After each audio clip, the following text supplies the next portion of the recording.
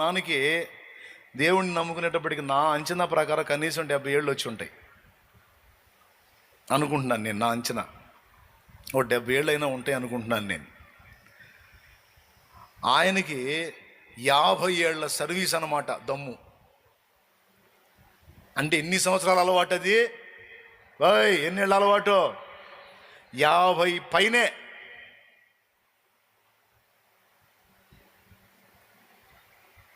లేచి ఆ దర్శనం చూసి లేచి బయటికి వెళ్ళి ఏడ్చుకుంటా బయటికి వెళ్ళి ఆ జేబులో ఉన్నాయన్నీ నిలువున ఆంతున పడేసి వచ్చాడండి. బయట వచ్చేసాడు. దేవుని పరిశుద్ధాత్మ యొక్క ప్రత్యక్షత సంఘములో ఒక వ్యక్తి చూస్తే 40 ఏళ్ల సర్వీస్ ఉన్న తాగుబోతైనా సరే అవతల పడేస్తాడంతే. యేసు నామములో నేను మానలేను మానలేను మానలేను, నా వల్ల కాదు కాదు కాదు కాదు అన్నాడు కూడా నిప్పు కణంలా మారిపోతాడు, అగ్ని కెరటంలా ఎగిసి పడతాడు. ఇక అంతే, పాత అడ్రస్ లేకుండా పోయింది మా నాన్నకి. తర్వాత మా నాన్న టెస్ట్ చేయడానికి కొంతమంది ట్రై చేశారు. కింగ్ సైజ్ పెద్ద సిగరెట్ ఉంటుంది, అది తెచ్చి ఇచ్చాడు ఒకడు. దమ్ము కొట్టవే అని పోరా అన్నాడు. ఏంది పెద్ద తాగు సిగరెట్, ఏమైంది? తాగినోడువేగా.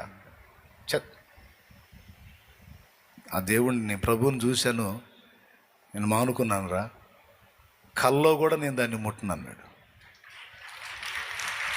నా కళ్ళతో నేను చూశా.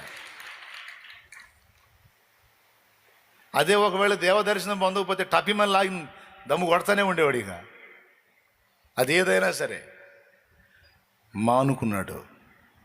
అంత నిగ్రహ శక్తి ఎలా వచ్చేసింది ఆ మనిషికి అంటే అతడు దేవుని ప్రత్యక్షత చూచాడు. ఈరోజు ఇక్కడ ఉన్న వాళ్ళలో కూడా చాలామంది మాజీ తాగుబోతులు ఉన్నారు, భయంకరమైన డింకు మాస్టర్లో. ఇప్పుడు ఊరకిత్తా ఉన్నది ఆగట్లా, మాకు వద్దులే పోరే, నాశనం అయిపోయింది. దానివల్ల దేవుడు దర్శించి ఏదో ఇప్పుడు మేము మనుషుల్లా నిలబడున్నాం, మాకు వద్దులే పొమ్మని దండం పెట్టి తప్పించుకుంటున్నారు. దేవునికి స్తోత్రం, హల్లెలూయా. ఇంకా చెప్పాలంటే అనేక మందిని రక్షణలోకి నడిపిస్తూ ఉన్నారు వాళ్ళు మారే. దేవుని ప్రత్యక్షత ఒకడు పొందుకుంటే జరిగిద్దది, దేవుని స్వరాన్ని ఒకడు వింటే జరిగిద్దది. మండుచున్న సంఘములో, మండుచున్న వ్యక్తులలో అలాంటి ఆకర్షణ ఉంటుంది. ఆ ఆకర్షణ దెబ్బకి లోకస్తులు ఆ వ్యక్తుల దగ్గరికి, ఆ సంఘం దగ్గరికి వచ్చినప్పుడు మారిపోద్ది మైండ్. ఎందుకో తెలుసా? వాళ్ళు దేవుడిని చూస్తారు, దేవుని స్వరం వింటారు. ఆయన స్వరం ఎంత శక్తివంతమైనది. జక్కయ్య జక్కయ్య దిగిరా, నీకోసమే వచ్చాను అన్నాడు. అంతే. ఎంత విప్లవాత్మకమైన మార్పు అంటే పిల్లికి బిచ్చం పెట్టనోడు మహాదాత అయిపోయాడు ఒక దెబ్బతో. ఎంగిల్ చేత్తో కాకిందోలనోడు యేసయ్య మాట్లాడాడో లేదో మహాదాత అయిపోయాడు. ప్రభువా, నా ఆస్తిలో సగం పేదలకు ఇచ్చేస్తాను, మిగతా సగం ఎవరి దగ్గర అయితే నేను రూపాయికి 4 వసూలు చేశానో వాడికి 8 ఇస్తాను, అంటే టోటల్గా నా అక్రమార్జితం అంతా వదిలేస్తాను అన్నాడు. మారిపోయింది యేసయ్య దర్శిస్తే మైండ్. యేసయ్య మాట్లాడితే ఎంత సంతోషం అండి. మహానుభావుడు మాట్లాడబట్టి ఈ రోజుకి నేను నిలబడున్నా. ఎప్పటికప్పుడు మాట్లాడుతూనే ఉన్నాడు పిచ్చి మహారాజు. లేకపోతే మన చరిత్ర ఎప్పుడు అయిపోయేది. మాట్లాడతాడు, మాట్లాడితేనే మండిద్ది గుండె.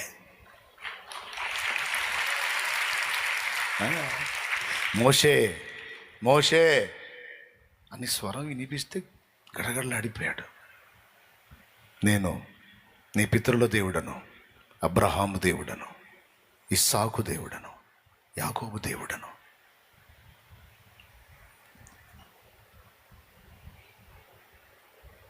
అప్పటిదాకా ఏందా ఎవరా అని అబ్జర్వ్ చేసినోడు ఈ మాట ఎప్పుడైతే అన్నాడు వా అమ్మో అని మొహం తిప్పేసుకున్నాడు, కప్పేసుకున్నాడు. భయం ఎందుకు? దహించు అగ్ని, దహించు అగ్ని.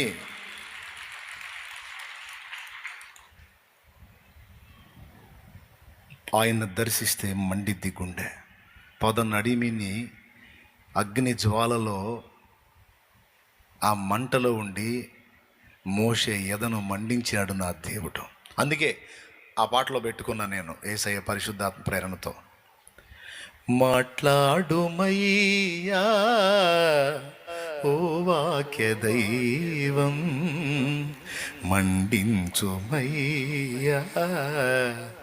మా దీన హృదయం. దేవుని వాక్కు విన్నవాడు, దేవుని స్వరాన్ని విన్నవాడి గుండె మండకుండా ఉండదేకా, అంతే. అది మండుతా ఉంటుంది, అది ఆకర్షించకుండా ఉండదు, ఆయన చిత్తం చెయ్యకుండా ఉండదు.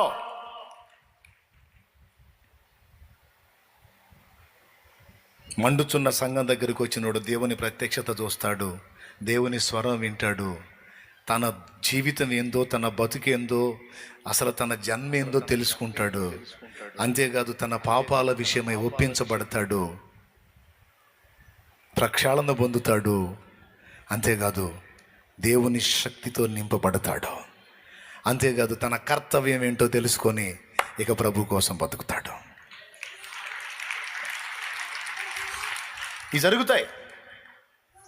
జరుగుతాయి, ఖచ్చితంగా జరుగుతాయి. ఇవి నా విషయంలో జరిగినాయి, నీ విషయంలో జరిగినాయి, ఎవరి విషయంలోనైనా జరుగుతాయి. లేకపోతే నీకు తెలుసా అసలు నీ జీవితం ఏందో? ఆయన దగ్గరికి ఎట్లా వచ్చావు నువ్వు? మండుచున్న వ్యక్తులు, మండుచున్న వార్త, మండుచున్న సంఘము నిన్ను ఆకర్షించింది. యేసయ్య దగ్గరికి రా రా రా రా రా రా. లేకపోతే పొర్రపాటును కూడా నువ్వు ఇక్కడికి రావడం జరగదు, అసంభవం. నువ్వంటూ వచ్చి కూర్చున్నావంటే ఆత్మ తీసుకొని వచ్చా నిన్ను ఇక్కడికి, పరిశుద్ధాత్మ తీసుకొని వచ్చా. చాలు నడువులే, నువ్వు నాకు సంబంధించిన దానివి, నాకు సంబంధించిన వాడివి, నువ్వు నా సొత్తు, నా బిడ్డవి, నువ్వు నా సొత్తు, నువ్వు నా బిడ్డవిరా. నువ్వు పాపంలో, లోకంలో, శాపంలో నాశనం అవటం నా చిత్తం కాదు, నట్ అని నిన్ను తీసుకొచ్చింది నా దేవుని ఆత్మ, పరిశుద్ధమైన ఆత్మ, దహించు అగ్ని తీసుకొచ్చాడు నిన్ను. ఆయనే ఆ శక్తినిచ్చి, నీకు ఆ మనోనిగ్రహాన్నిచ్చి, నువ్వు భగ్గున మండటానికి, దేవుని కోసం రోషంగా నిలబడటానికి ఆ పవర్ ఎక్కడి నుంచి వచ్చింది అనుకున్నావు? ఆయన ఇచ్చిందే. ఆయన ఆయన ఆయన ఆయన ఈరోజు ఆయన దగ్గరకు ఆకర్షింపబడ్డాం. ఇన్ని కార్యాలు జరిగినాయి. ఇది ఒక మండుచున్న సంఘము ద్వారా జరిగే పని, ఇది మండుచున్న వ్యక్తి ద్వారా జరిగే పని. నాతో దేవుడు మాట్లాడాడు, రే రే ఒరిజినల్గా మండాలిరా నా కుమారుడా, ఒరిజినల్గా మండాలి. నువ్వు సరిగ్గా నా పాదాల దగ్గర ఉండి నా శక్తి చేత నింపబడి నువ్వు మండు, తర్వాత పని నేను చూస్తా. ఎవడండి వీడు, ఎవడు వీడు, మీరెక్కడా, నేనెక్కడా? ఎంత పని చేశాడండి. ఒక అల్పుణ్ణి తీసుకొచ్చి ఎంత పని చేశాడండి. ఎవరండి ఈ పని చేసినోడు? అరే కంటికి కనపడినట్టు ఉంటాడు, అదృశ్యంలో ఉన్నట్టు ఉంటాడు, అసలు ఏమి ఎరగనట్టు ఉంటాడు. చక్రం తిప్పుతాడండి మొత్తం. నీ లైఫ్ని కూడా అలా చేస్తాడు ఆయన, నీ జీవితాన్ని కూడా అలా చేస్తాడు. చేసే ఉన్నాడు. ఒక్క మాట చెప్పి ముగిస్తా. ఫస్ట్ చెప్పాను, మండుచున్న సంఘము దగ్గర ఏమేం జరుగుతాయి? టపి చెప్పేసేయండి. నంబర్ 1 చెప్పండి, నేను ఇది అవుతా. ఏంది? ప్రత్యక్షత. గట్టిగా చెప్పండి. మరి రాసుకొని కూడా ఏంది? చెప్పుకో.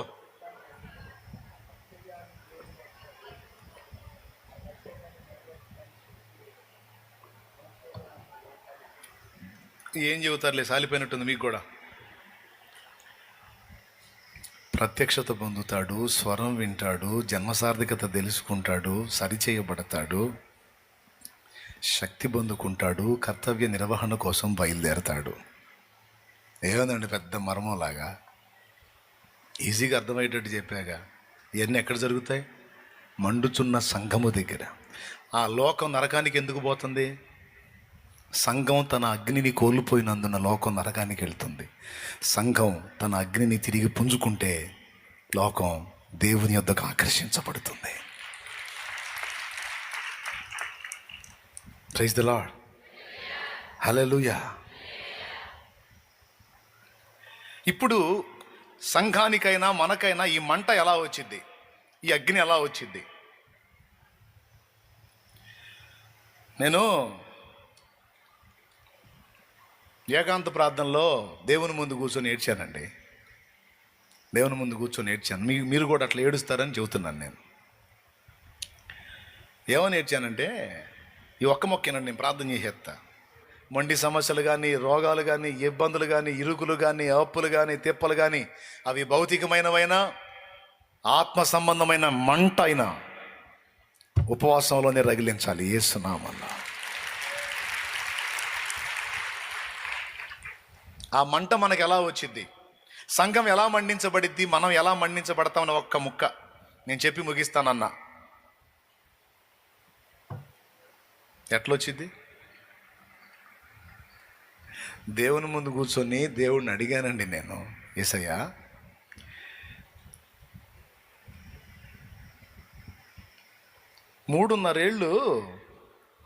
దగ్గర 3.5 ఏళ్ళు పేతురు నీ వెంట తిరిగాడు. నువ్వు కాస్త మరుగైపోగానే నేరుగా పోయి వలభుజాన్ని వేసుకున్నాడు. నువ్వేమని పిలిచావు పేతుర్ని? నిన్ను మనుషులను పట్టు జాదనిగా చేస్తాను రమ్మన్నావు. అప్పుడు వల వదిలిపెట్టాడు, దోణిలో వదిలిపెట్టాడు, చేపలు వదిలిపెట్టాడు, మొత్తం వదిలిపెట్టాడు. ఆఖరికి సిలువలో ప్రాణం పెట్టి నువ్వు తిరిగి లేచి కనబడి ప్రోత్సహించి అదృశ్యమైతే కర్తవ్యాన్ని నెరవేర్చకపోగా ఏం చేయాలో అర్థం కాక మళ్ళా వలభుజాన్ని వేసుకున్నాడు. యాడికి పోతున్నావు పేతురు అంటే, నేను చేపలు పట్టపోదును. నీవు చేపలు పడితే మేము పీతలు పడతామా? మేము చేపలే పడతాం. వాళ్ళు కూడా వెంటబడ్డారు.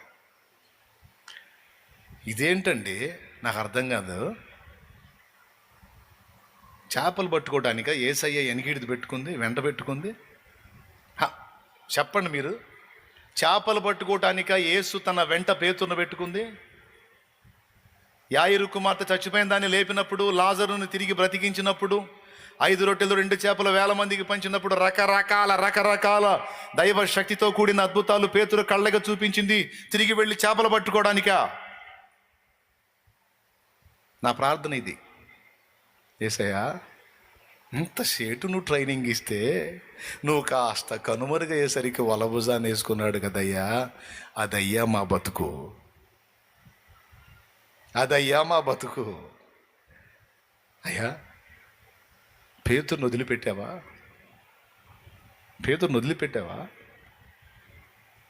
వల తీసుకొని దోణికి సముద్రంలోకి వెళ్ళి వల వేస్తుంటే రాత్రంతా చేపలు పడకపోతే దరిని నిలిచావు కదయ్యా.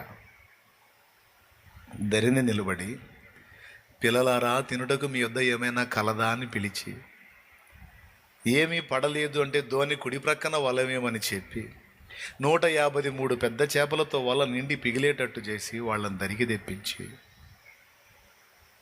పేతురు నన్ను ప్రేమిస్తున్నావా అని ముమ్మారు అడిగి పేతుర్ని స్థిరపరిచావుగయ్యా.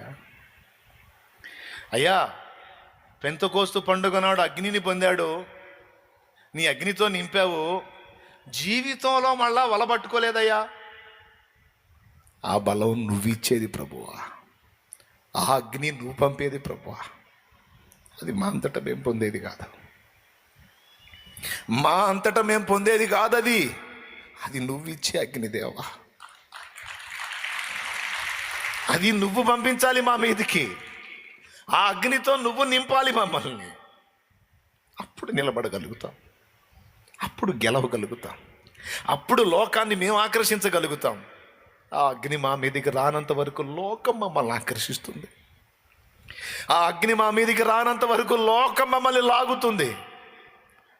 మాకు అలా కాదయ్యా.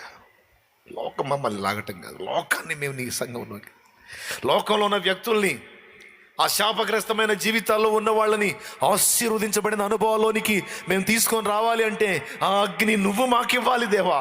ఆ శక్తి నువ్వు ఇవ్వాలి, లేకపోతే మా వల్ల కాదు.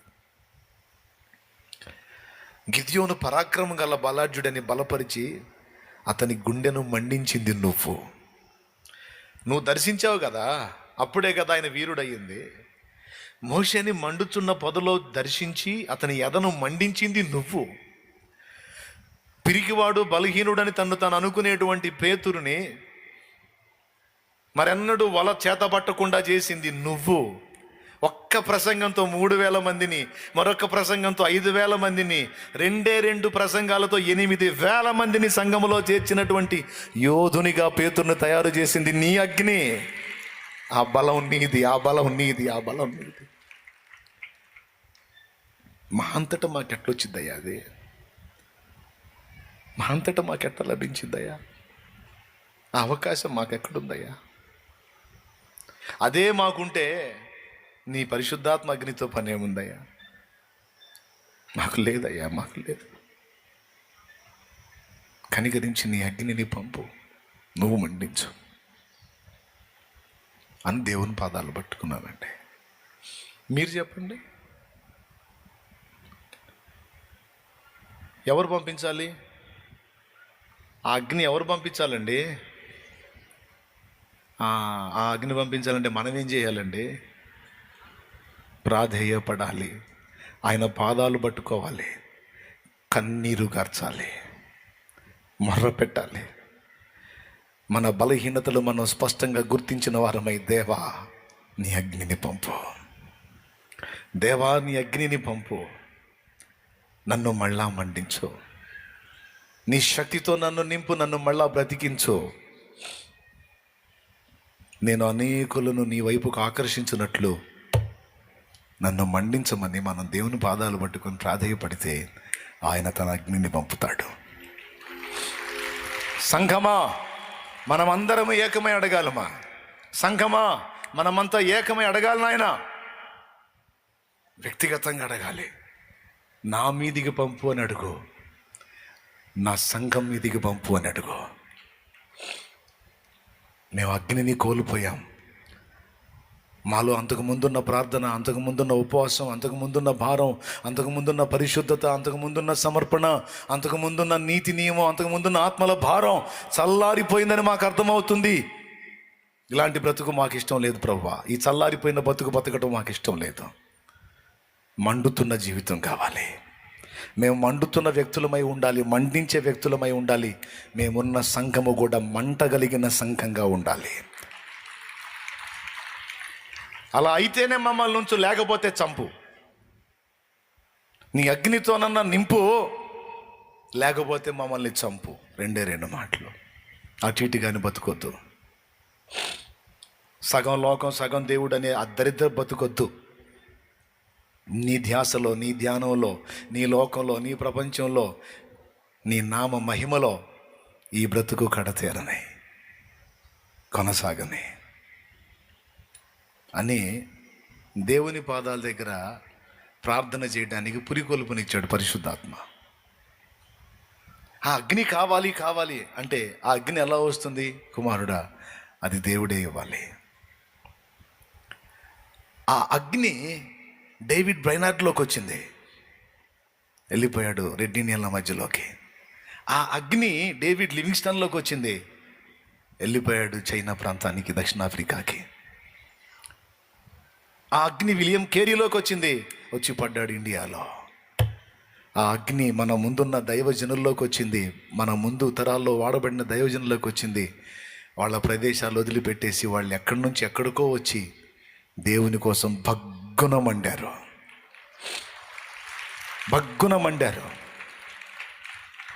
ఈరోజు మనం దేవుని పాదాలు పట్టుకొని ప్రాధేయపడాల్సి ఉంది.